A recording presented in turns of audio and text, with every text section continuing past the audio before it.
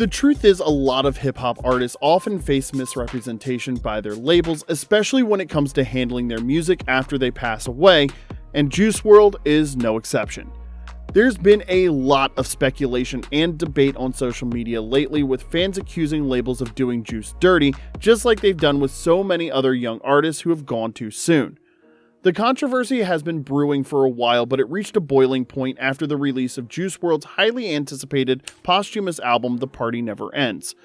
According to reports, this was supposed to be Juice's fifth and final album, which only made the whole situation even messier when you factor in the label's mishandling of the rollout. For an album that should have been a celebration of Juice's legacy, fans were left underwhelmed and frustrated by what felt like amateurish decisions by the higher-ups. This supposedly final album by Juice had been teased for months, with the hype and anticipation keeping fans on their toes, waiting for what should be his best posthumous album yet. Much to everyone's disappointment, the album was nowhere near the standards of Juice WRLD. It was a stark contrast to what anyone imagined. There's a lot to unpack with this album and the secret plots by labels behind the scenes that resulted in the project being below par. So stay tuned as we break it down for you. Before we dissect the album itself, we have to talk about the disastrous rollout by Juice's label, starting with the album cover. When the cover art was announced just a week before the release, it was met with a wave of scathing criticism from fans of the rapper, with many disappointed with how terrible it looked. Some sections of hardcore fans felt the album cover looked unprofessional, almost like the label didn't care how this highly anticipated project was presented. But it wasn't just the album cover that the label botched. They made a mess of almost every other aspect of the rollout in more ways than one. One of the key promotional strategies the label did great with was the Fortnite collab, where Juice WRLD's skin was added to the game. This was a smart and unique move by the label, and a huge one for Juice, especially given his absence, coupled with the fact that this doesn't happen often. But aside from this Fortnite collab, every other aspect of the rollout felt like the label didn't have a clue of how they wanted the album to be promoted and presented to fans. There were rumors that songs were being added and removed at the last minute, just a few days before the official release of the project, which says a lot about the lack of substance and chemistry on the album. Now, there's no doubt that things would have been different if Juice was here, but the way labels botched this album adds to the trend of posthumous albums being handled badly, because all labels care about is the profit. The Fortnite collaboration was the only positive promotional move the label got right. Beyond that, everything else just felt subpar. And the reports of songs being added and removed at the last minute painted a messy picture. Fans have been patiently waiting for years for this album, yet the team tasked with handling the rollout was so disorganized, much to the frustration of fans who loved Juice WRLD since the days of Goodbye and Good Riddance, one of the most celebrated hip-hop masterpieces. The Party Never Ends tracklist reveal was a whole drama in itself, causing a lot of controversy among fans who were hoping to see certain unreleased tracks make the cut, only to be disappointed when many of those highly anticipated songs were left out. When the album finally dropped, it was met with mixed reactions, mainly because many of Juice WRLD's songs that fans have been lobbying to be added to the album were nowhere to be found. Juice was known for dropping countless snippets during his lifetime, and fans have been vocal about wanting those tracks compiled into a proper project. But it seems the label either ignored those calls or simply didn't care enough to meet the expectations of Juice's dedicated following. When The Party Never Ends was announced as his final album, many thought this was the moment the label would finally deliver what fans had been asking for. Instead, it became yet another missed opportunity. Insider reports only added fuel to the fire, claiming that the label scrapped an album version created by Juice's longtime engineer and close friend Max Lord in favor of one produced by Benny Blanco. This decision caused an uproar on social media, with fans expressing their disappointment. Max Lord had been by Juice's side since 2018, crafting and mixing his signature sound. His deep understanding of Juice's artistry and style made him the obvious choice for such a project, leaving many to question why the label opted for someone else. Benny Blanco's production on the album hasn't fared well with fans either. Many have criticized the mixing and overall sound, calling the project rushed and unpolished, far from a proper representation of Juice's artistry. But what a lot of fans didn't seem to understand is that this is an unfortunate trend, and it's not unique to Juice WRLD. Artists like Pop Smoke and XXXTentacion have faced similar posthumous project mishandlings. All of these rappers have one thing in common: rushed albums and unnecessary collaborations. All in all, labels tend to make decisions that don't align with the values these artists hold dear when they're alive, perfectly highlighting the industry's tendency to prioritize profits over preserving an artist's true essence. It's heartbreaking to see Juice WRLD's legacy being mishandled. Things aren't just the same with other people making all the decisions since he's not here to have a say. It feels just like yesterday when Juice first burst onto the rap scene. He was so young, but his sound was fresh and filled with raw emotions, and it was almost like he was pouring his pain into every track. It was clear Juice WRLD was special from the start. His ability to fuse melody and vulnerability turned him into a prophet for broken souls. He was barely 20 years old, yet his lyrics carried the wisdom of someone who had lived through lifetimes of struggle. Fans connected deeply with his music because it was real, unfiltered, and personal. You'll rarely find any rapper at the moment who could channel their pain into their music so beautifully. Juice always kept it real, no matter what. He wasn't afraid to wear his heart on his sleeve, and that authenticity made him a beacon of hope for so many. His music wasn't just art, it was healing. For those unfamiliar, Juice WRLD recorded thousands of songs while he was alive. He was a lyrical genius and one of the most revered freestylers of his time. His music catalog is so vast that what we've heard so far barely scratches the surface. If the label wanted to release 10 more posthumous albums, they could likely do so without breaking a sweat, an incredible testament to the hard work Juice poured into his craft while he was here. But being signed to a label comes with restrictions, and Juice's situation is a stark example of that.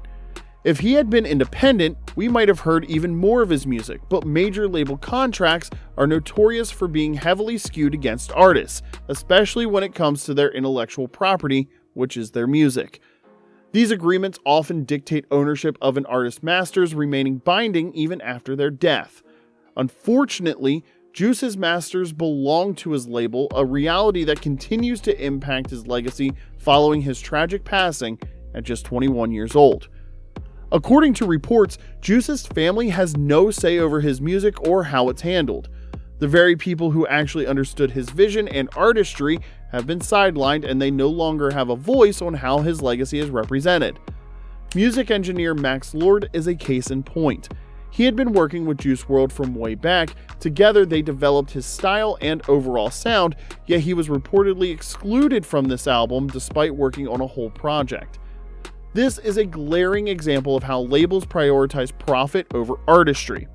It's why so many posthumous albums fail to measure up to the quality of an artist's work while they were alive. It's a story we've seen play out time and time again. Labels mishandling the legacies of talented young artists, putting business ahead of the very essence of the music. Sadly, Juice WRLD's story is no different. The million-dollar question is, will this ever stop? When will labels start prioritizing artistry over profits and stop viewing artists as mere statistics? The hard truth is, it's never going to stop. Labels are businesses at their core, and the financial incentive will always outweigh any moral obligation.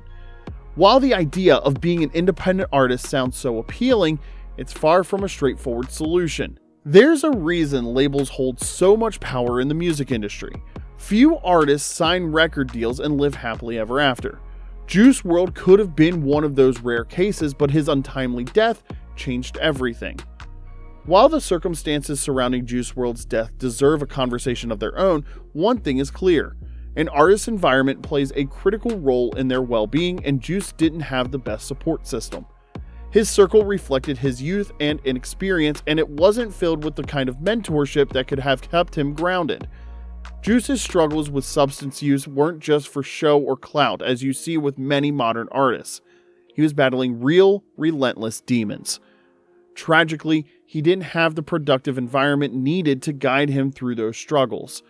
Instead, he became a reflection of what labels often promote in hip-hop: the glorification of excess depressive demeanor. The fame and success are great on paper, but at the end of the day, artists are humans like everyone else. Every young artist needs a solid support system to thrive, not just to excel in their careers, but to protect their mental health.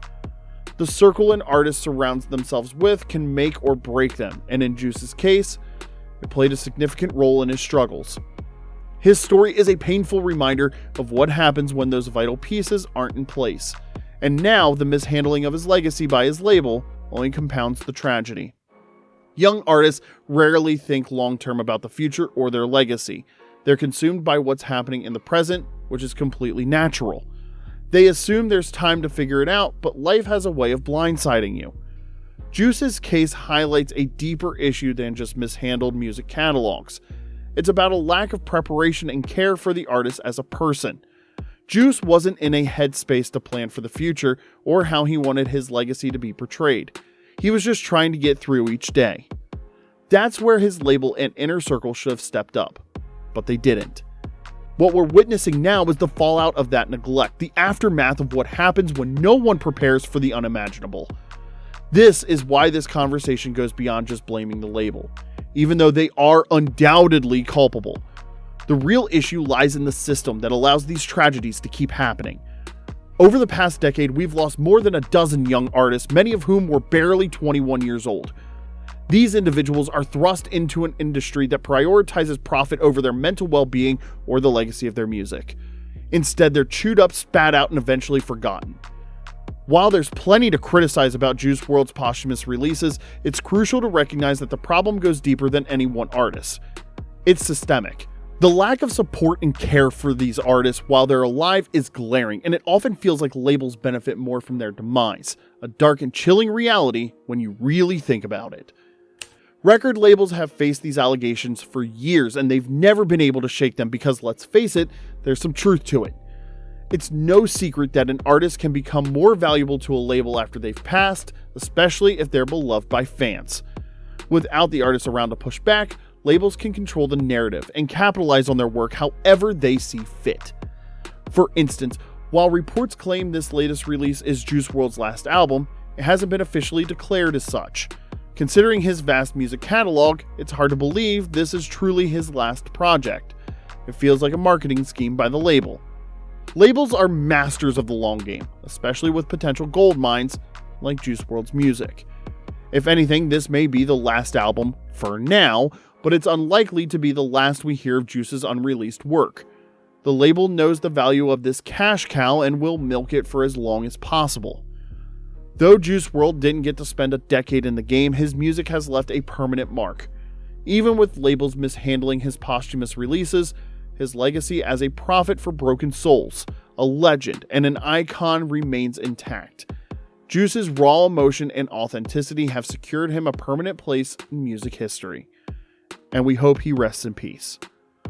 So what are your thoughts on this latest posthumous album? Are you a fan of Juice WRLD's music, and how does this project compare to his other projects? Let's discuss this in the comments. If you made it this far, consider subscribing to our channel and giving this video a thumbs up. It really helps us keep creating content just like this. Thank you all for watching, and we'll see you next time.